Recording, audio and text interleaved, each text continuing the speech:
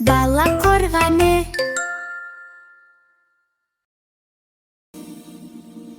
Бұл Нұрасыл. Ол бір күні ерекше кітап тапты. Бұл кітап жеті атаны көрсетеді екен.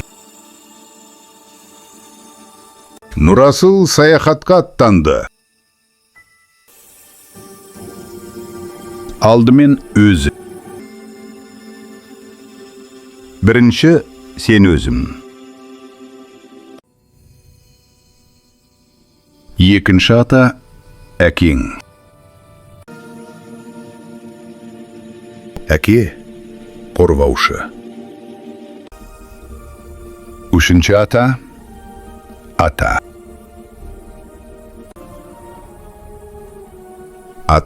ақылшы. Төртінші ата арғата. Олар елді қорғаған. Бесінші ата баба. Алтыншы ата түп ата. Олар өте ерте өмір сүрген. Жетінші ата тек ата.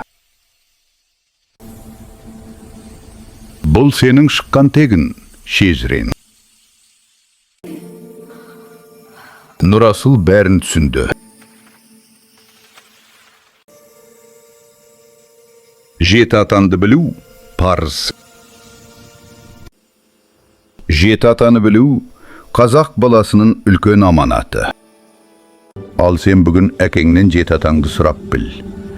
Әкеңмен бірге шежіре құрастыр. Сен үшін үлгі дайындап қойдым, балақай.